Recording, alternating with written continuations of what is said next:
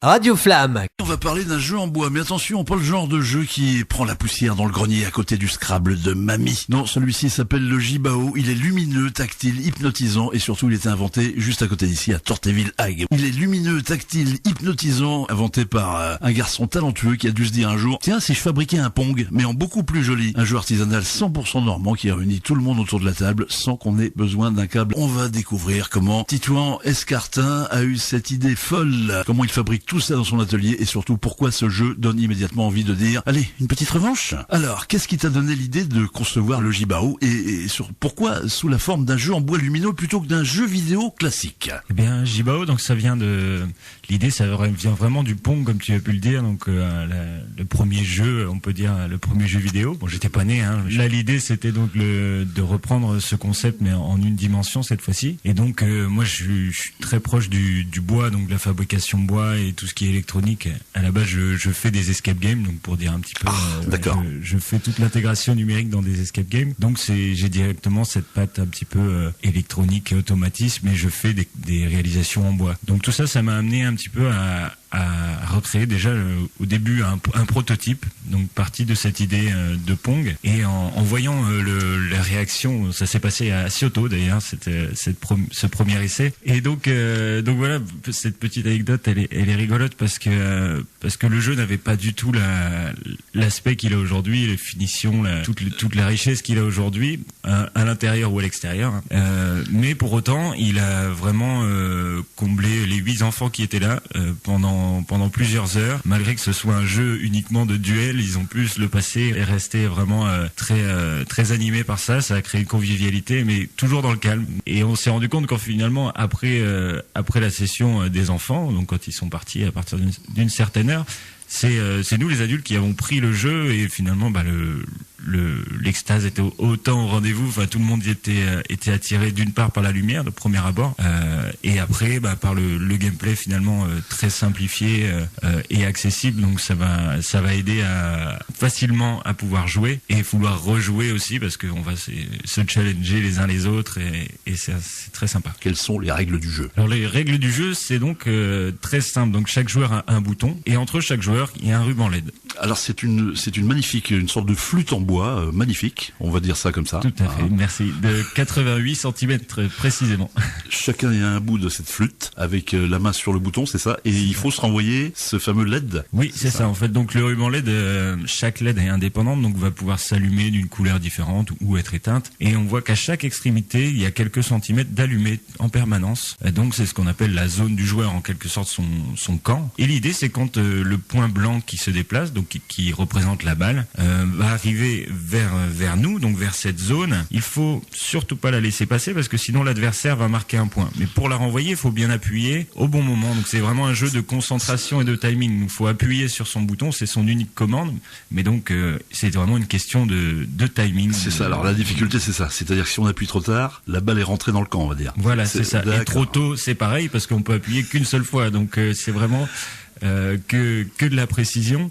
Et l'autre chose aussi, c'est que donc quand j'appuie au bon moment, la balle repart et ainsi de suite. Donc entre les joueurs, c'est un échange de cette petite balle lumineuse, mais à savoir qu'à chaque rebond, la balle va accélérer légèrement. Donc finalement, l'enjeu est de plus en plus difficile pour pouvoir renvoyer cette balle. Et dès qu'un joueur fait une erreur, donc en appuyant trop tôt ou trop tard, ça met fin à l'échange et un point est donné à l'autre joueur. Peux-tu nous raconter les grandes étapes depuis ce fameux premier prototype jusqu'au produit final? Il s'est passé combien de temps? Alors il s'est passé 4 ans et demi depuis ce premier prototype. On a eu 3 ans du coup que j'ai passé pour vraiment le développement. Donc depuis ce premier prototype jusqu'à la création du produit final qui est aux normes aussi, qui a pas été une masse à faire. Moi, c'était la première fois que je créais vraiment un produit destiné à la commercialisation grand public. Tu es ingénieur à la base, c'est ça? Oui, c'est ça, tout à fait. Oui. Et en électroacoustique, c'est ma spécialité en termes d'expertise. Et après, je suis curieux par nature, donc c'est vrai que dès qu'il y a quelque chose qui m'intéresse, notamment la fabrication du bois et la programmation, toutes ces choses-là. Aujourd'hui, on a beaucoup la capacité de se renseigner. Donc 3 ans passés et le produit est sorti tel qu'il est aujourd'hui, donc Jibao. Et donc ça fait un an et demi. Là, Jibao va passer son 2e Noël, donc qui est une période quand même intéressante parce que c'est une idée cadeau sympa. Je pensais aux difficultés parce que donc d'un côté t'as ton travail et tu fais ça sur ton temps libre. Oui, alors ça dépend. Enfin en fait mon travail était assez réparti, donc j'avais un peu de temps à côté. Il faut savoir que depuis maintenant 1 mois et demi, j'ai plus que ça et c'est plus vraiment que ça en tête. Voilà, c'est que ça en tête. J'ai tout arrêté à côté et je souhaite vraiment avoir du temps pour vraiment développer ce projet qui me tient à cœur, notamment parce que je vois le sourire sur les visages et ça met vraiment du bon au cœur. Ça motive à aller plus loin. J'ai encore beaucoup d'idées dans les tiroirs, donc pour les mettre en place. Et donc je me dis que finalement, à la fin de ce job que j'avais à côté, c'est une belle opportunité pour me consacrer pleinement à ce projet et pouvoir le mener à bien. Comment choisis-tu les matériaux bruts? Le bois, ça vient de chez nous alors le bois, il vient pas de Normandie, mais il vient d'Europe du Nord parce que c'est du bouleau. Donc j'ai choisi cette essence.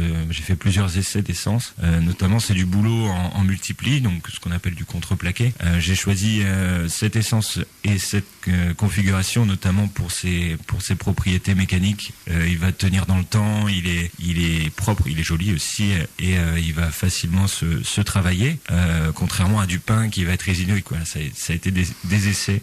Donc aujourd'hui c'est du boulot qui vient donc comme j'ai dit d'Europe. Après pour le reste des matériaux, finalement j'essaye de travailler au maximum autant que possible avec des acteurs locaux. Parce que c'est vrai que ce jeu là, effectivement, ça fait travailler vachement de secteurs. C'est-à-dire il y a le côté bois, il y a le côté électronique, il y a le côté justement la petite house dont tu viens de nous parler. Ça fait vraiment travailler beaucoup de monde alors. Ouais, et puis après le développement, le développement du jeu. Donc c'est des lignes de code qui vont faire donner vie et au jeu. Et il y a une application à côté, donc qui est aussi un développement à part, qui va permettre d'aller plus loin dans le jeu. Il y a des petits circuits LED, donc tu mets à l'intérieur de ton armature en bois, alors c'est ça. Tout à fait. Donc ça prend du temps pour en fabriquer un alors. Oui, parce que tout est fait à la main, hormis la première ébauche de découpe qui est réalisée à l'aide d'une fraiseuse à commande numérique pour avoir une première ébauche de la forme finalement du dessus et du dessous. On est en 2 parties. Et après tout le reste, on a la phase de ponçage, la phase de finition et l'assemblage,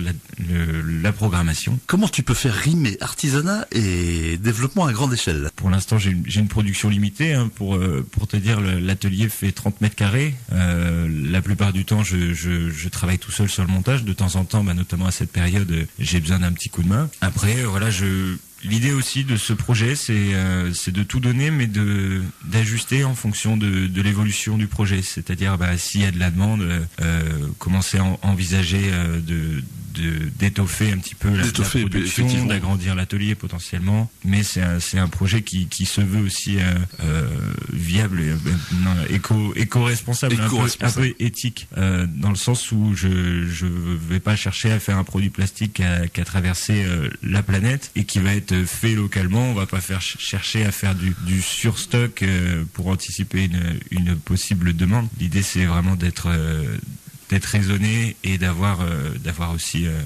d'être à l'écoute des potentiels joueurs. Ceci t'honore en plus parce qu'effectivement il y a le côté artisanat, donc puis en plus produit français ça vient pas de Chine, on est bien d'accord. Tout à fait. Difficultés rencontrées beaucoup quand même, non ou non? Alors les difficultés, il y en a eu quelques-unes, notamment quelques freins au niveau de freins financiers, je vais dire, pour la mise aux normes. Donc il a fallu apposer ce fameux logo CE. Le fameux logo CE, oui. Voilà. Et donc vu que Jibao rentre dans la catégorie des jouets, étant donné que c'est destiné aussi aux enfants de moins de 13 ans, je précise bien que c'est jusqu'à 106 ans. On n'a pas vraiment de 6 à 106, on peut dire.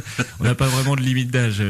Quand tu auras l'occasion d'essayer, tu comprendras. La norme, ça a été un petit peu compliqué, d'autant donné que là, donc à moins de 13 ans, on rentrait dans une certification jouet, donc qui demandait d'avoir un matériau sain, que les boutons se cassent pas, et que ça fasse des petites pièces. C'est ça. Plein d'éléments comme ça, que la lumière finalement ne soit pas nocive pour les yeux. Enfin, plein de tests comme ça. Donc ça a demandé du temps, des prototypes de sacrifiés qui ont été poussés à bout. Et donc voilà, ça a été une belle difficulté. Après, c'est vrai, la mise en place de la production, moi je dirais pas que c'est une difficulté, mais ça a été quelque chose de long à mettre en place. Donc on parle d'une petite production certes, mais je partais de rien, donc c'est. Non mais c'est une belle, franchement c'est une belle une aventure. Toi, quelle émotion tu veux provoquer? La joie, j'imagine. Et puis, c'est reçu comment? Est-ce que ça te surprend, la réaction des gens? Oui et non. Alors, moi, c'est vrai, j'ai beaucoup joué, j'ai beaucoup fait jouer mon entourage. Il y a un côté, forcément, si on est joueur, on va tout de suite avoir cet attrait de compétition, si je puis dire, de vouloir challenger, prendre sa revanche, ou essayer de battre tout le monde. Enfin, voilà, on retrouve un peu cet esprit de joueur. Mais j'ai pu voir, parce que je l'ai présenté maintenant quelques dizaines de fois, et ça m'a permis de voir au fur et à mesure que même des personnes qui sont pas joueurs, même des personnes d'un certain âge vont être attirées par, d'une part, le côté ludique de l'objet, aussi le côté esthétique. Ouais, c'est très joli. J'ai vu la petite vidéo de présentation, qui est très rigolote d'ailleurs, avec façon Far West. Et donc c'est vrai que ça apporte plein d'éléments qui vont élargir un petit peu le public sensible à l'objet. Il y a aussi le fait que ce soit un jeu très accessible. Je reviens là-dessus, c'est parce que ça va vraiment influencer sur des personnes d'un certain âge. Je reviens à eux qui vont tout de suite penser déjà que eux peuvent jouer, mais ils peuvent jouer avec leurs enfants, ils peuvent jouer avec leurs petits-enfants. J'ai eu l'occasion de provoquer des parties d'un joueur le plus gros extrême que j'ai fait, c'est 3 ans et 75 ans. Donc finalement... Et tous les deux jouaient. Les deux jouaient. Donc 3 ans, c'est vrai qu'il jouillotait, hein. Il avait pas forcément la notion de l'ensemble des règles, mais il prenait plaisir quand même à appuyer sur le bouton et à essayer d'appuyer au bon moment. Mais c'est vrai, on parle d'un jeu intergénérationnel qui provoque de la convivialité. Ça crée vraiment de la convivialité. C'est ça crée effectivement un environnement chaleureux, quoi. Oui, tout à fait. En plus, ce jeu a des vertus inattendues puisque ça calmerait les enfants atteints de TDAH. Oui, TDAH, tout à fait. C'est des troubles du comportement. J'ai eu vraiment chaud au cœur le jour où j'ai reçu un mail, donc un témoignage d'une maman qui avait du coup qui s'était procuré un Jibao auparavant et donc qui a vraiment fait le pas de m'annoncer qu'elle souhaitait déjà ça partait de là, elle souhaitait un mode solo, savoir si j'allais développer un mode solo parce que son fils du coup atteint de troubles un petit peu de comportement, d'attention, et donc elle m'a annoncé que Jibao c'était devenu un rituel le soir pour se calmer avant de s'endormir. Donc ça m'a fait vraiment chaud au cœur de réaliser finalement que Jibao c'est pas uniquement un jeu, c'est aussi un outil du coup qui peut avoir différentes facettes. C'est un magnifique doudou quelque part, oui, mais pour les gosses. J'ai pu voir le jeu le tenir dans mes mains, mais c'est magnifique, c'est magnifique, c'est vrai que on a envie de l'avoir, quoi. Non, tu vois, tu collabores avec une association aussi, hein, je crois, c'est important. Oui, très important. Donc Jibao, vous l'aurez peut-être remarqué, ça veut dire gibon en galicien, notamment parce que j'ai des racines espagnoles et parce que ça sonnait bien. C'est vrai que ça sonne bien, ouais. Et voilà, c'est facile à dire qu'on soit petit ou grand.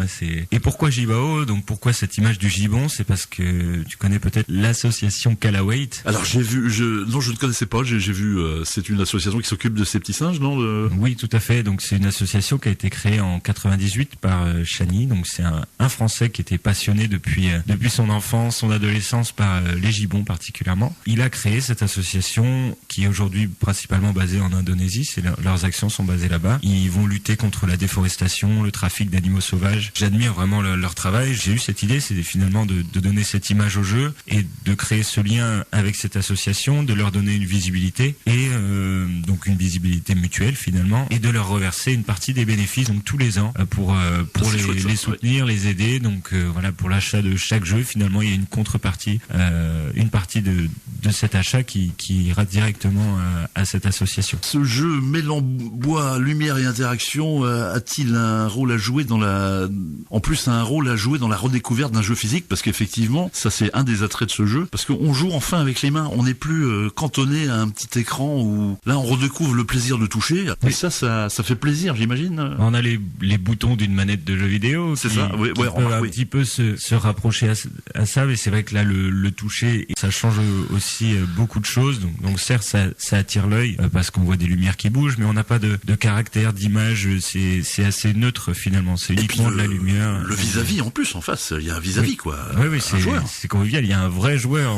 On parle pas d'un bot, d'une IA ou d'un joueur automatique. Et c'est aussi c'est ça qui est chouette parce qu'on revient du coup à ce côté convivial et un jeu réel, mais sans plateau. Noël approche et le Jibao donc est tout indiqué voilà pour glisser dans la hotte du Père Noël. C'est une idée originale pour un cadeau de Noël. Donc je vais pas dire le contraire, mais vraiment parce que c'est un jeu intergénérationnel qui va non seulement potentiellement faire plaisir à la personne, mais aussi animer grandement le réveillon en lui-même. Et puis on oublie le côté décoration également, parce que quand ça joue pas, ça peut faire un truc lumineux quoi. Oui, tout à fait. Donc, oui, ça fait un ornement, une lampe finalement, une barre LED que j'ai conçu un petit support sculpté précisément pour cela et qui va permettre donc quand on joue pas de pas mettre forcément le jeu dans un placard, de pouvoir le mettre en évidence. Est-ce que les lumières bougent quand il est tout seul?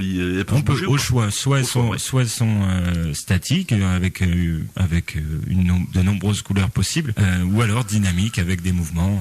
Ton rêve au final, c'est d'en produire de plus en plus, j'imagine, et puis de vivre de ça quelque part aussi, un petit peu, non? Oui, mon rêve, mon premier rêve, ça va être de pouvoir vivre de ça pleinement, de créer aussi tout ce que j'ai en tête, parce que ça va plus loin. Donc avec cette idée de le diffuser, pas uniquement pour le particulier, mais aussi pour l'animation, pour la cohésion, pour l'événementiel, mais aussi j'aimerais beaucoup pouvoir le diffuser au-delà du côté ludique.